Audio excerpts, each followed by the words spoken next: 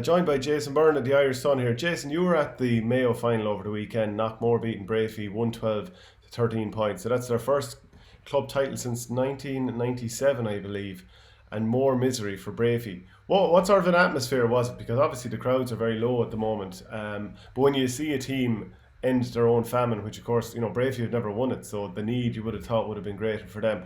But what were the scenes like when Knockmore won?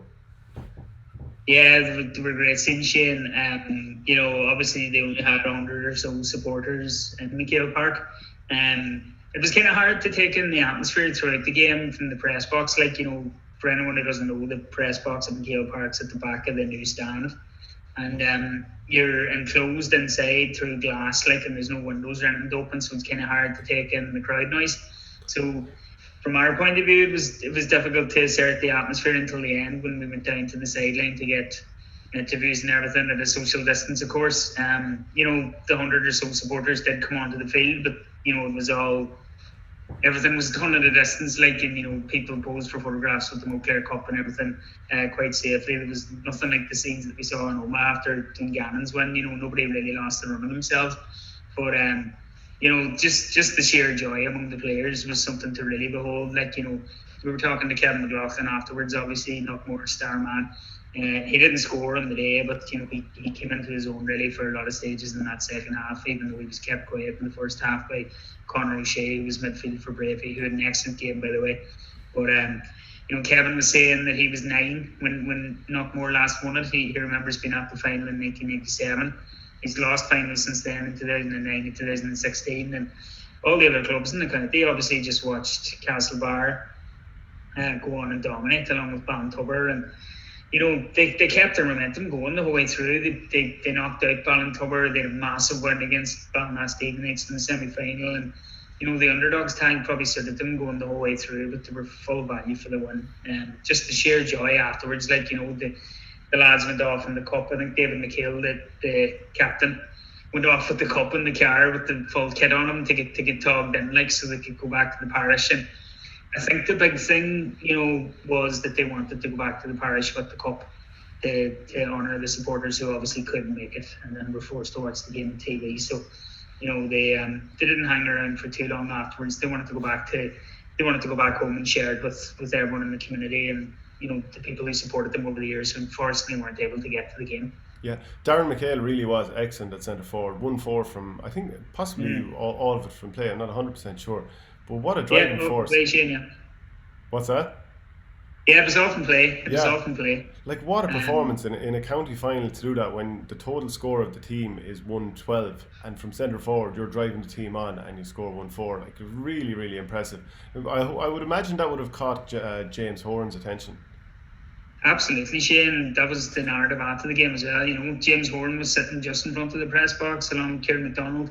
I'm sure Kieran Mack would have been proud of some of the scores that he was putting over. He got all of his points in the second half, and the goal that he got in the first half, he had absolutely no right to score it. There was only 6 minutes gone, and Peter Naughton went through on a great run and kind of pulled the ball back across goal. Robbie Henley was kind of caught in no man's land, and McHale came in to just palm it home at the back post. But the pace he had to get under his legs to get to that ball, he had no right to score it really, and that set them up really, really nicely, even though they kind of faded away for the rest of the first half. But that goal was obviously crucial in the end, and they only conceded 1 goal as well at the other end. Huge kudos to the way they defend and the way they control things at the back. They only conceded 1 goal in the championship all summer long, and I think that was in their group game against Ballina, and then they got revenge on them obviously in the semi-finals. But McHale definitely, I think I was looking up yesterday, I think he was on the Mayo FBD panel in 2016 under Stephen Watchford, but he never really made the cut when it came to league or championship football. He played minor and under 21 for the county the whole way through, and I'd be very surprised if he wasn't in Horn's plans now when everything kicks off at inter-county level again next year. Obviously the players involved in some of these final will probably get a few days off, but they'll be back into Mayo training now in the next couple of days, but big blow for the O'Shea lads in particular and all the older stalwarts for Braefy. I think that's their 4th final defeat in 8 years, and you asked me there about the scenes of joy at the end for Knockmore. Those lads were absolutely devastated. They stayed there and applauded their opponents with respect, but I remember, after the presentation, everything was over. I remember looking up towards the stand where Brayfield were all talking in, and they were pretty much all gone home. So they were just absolutely devastated with this, and it's going to be very hard for them to come back from this. I'd say they felt this was their big chance, especially with Ballintober and Castlebar out of the picture when it came to the final. Yeah, it must be tough for those. Obviously everyone in the parish, but the O'Shea lads and any of them that have been involved with Mayo, they've also lost the big finals, All-Ireland finals to Dublin, obviously, and of course Donegal before that, your own county. But how do you keep coming back, and how do they even get themselves up off the floor to then go and play with Mayo this year? Then again, maybe that's the perfect antidote, that they have something else to focus on. Maybe. Like you mentioned, the O'Shea's there, but you have Robbie Henley too. He's been soldiering with Mayo for a lot of those final defeats too.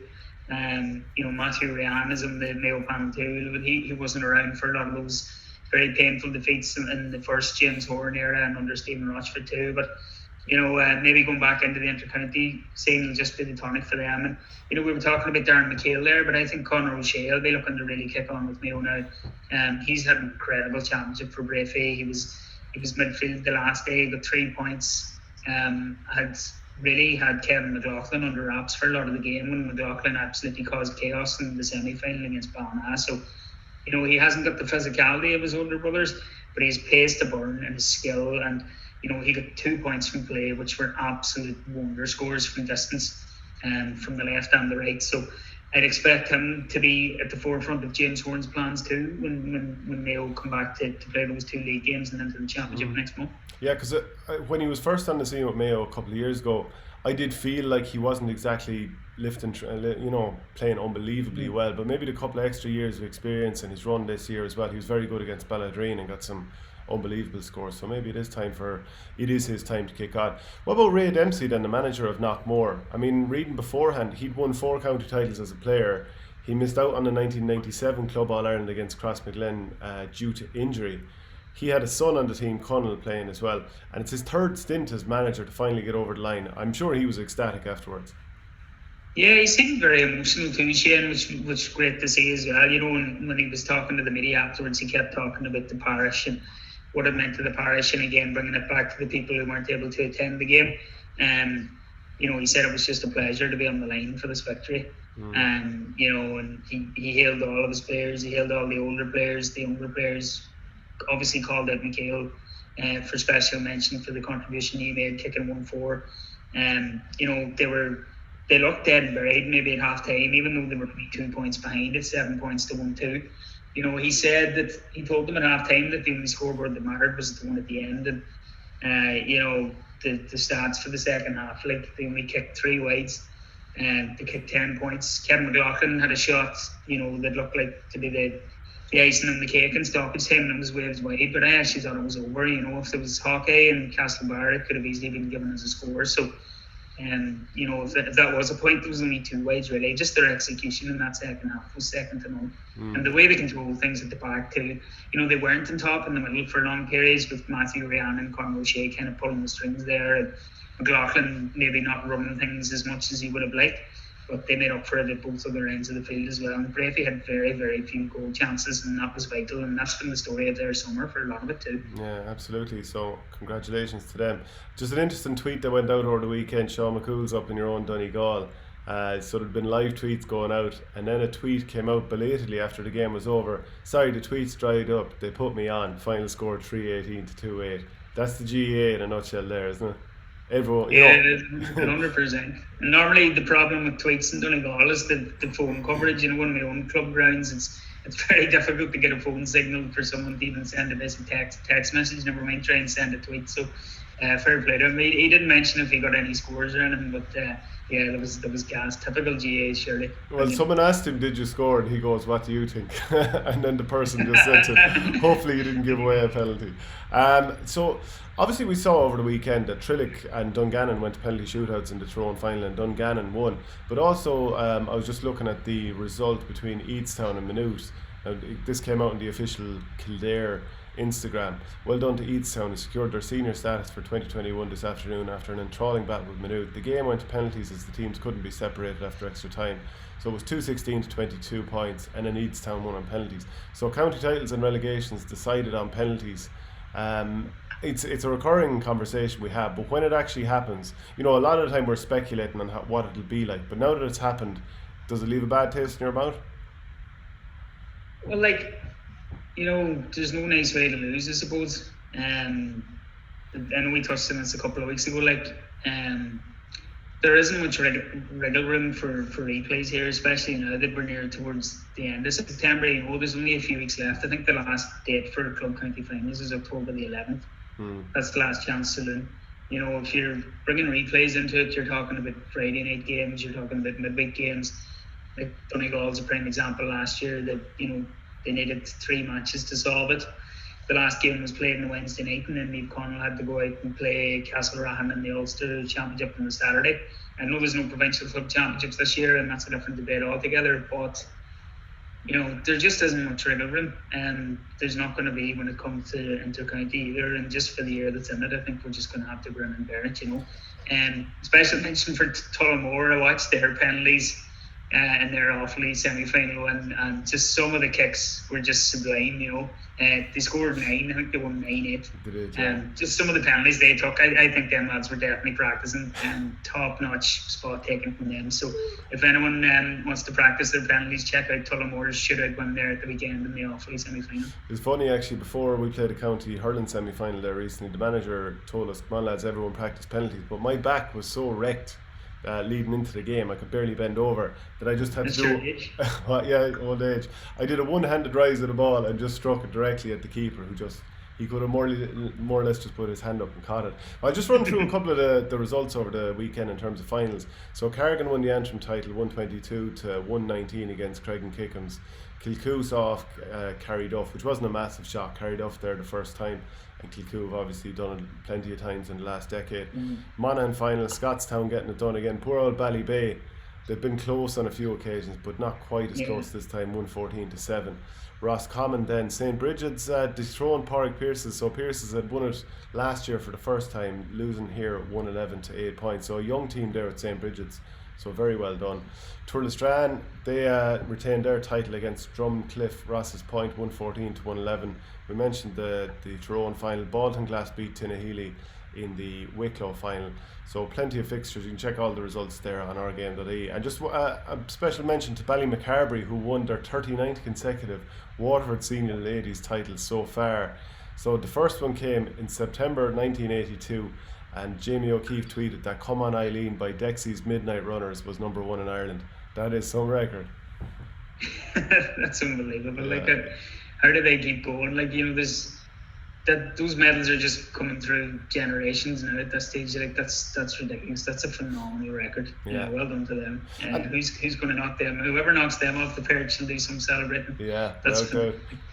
And just one other thing, coming in a couple of weeks, I'm not sure if you're aware of this story or not, but there's a chance that Daehi Burke, who's looking to do a double in Galway, is going to have to play 2 games within 24 hours because the St. Thomas's against Capitagle hurling semi-final has been put back a week because of a positive COVID case. And the county board doesn't want to push back either county final a week. The hurling final is now going to be the day before the football final. So for Daehi Burke, can you imagine now if he ends up playing both, maybe winning both, or even just getting injured, losing both, whatever it might be? It's a bit of a disaster for him personally, isn't it? Yeah, it's not good for Daehi now. I know Corofin do tend to wrap him in cotton wool a wee bit. I was at their first championship game against Uchter Ard just when everything was getting back up and running. The day they scored the 7 goals, and he made kind of a cameo appearance in the second half. And he was only ever dipping out of the Corofin squad throughout, obviously, in normal times for when he was playing hurling for Galway. So I think the Corofin game's meant to be the day on the Saturday, Shane. I'm not sure. Is that the case? I think it is. I think I have it down that the Corofin game is on the Sunday and that the hurling is going to be on the Saturday. Oh, it's the other way around. Yeah. Well, he'll probably go full pelt with Turlough, I'd suspect, anyway, because they've been waiting a long time to get back to the final, and they were knocking on the door a few years ago, and then they kind of faded away. So the fact that they're back now, an hour away from the title, I'd expect them to play the full 60 or 65 for Turlough, and whatever he's left in the tank.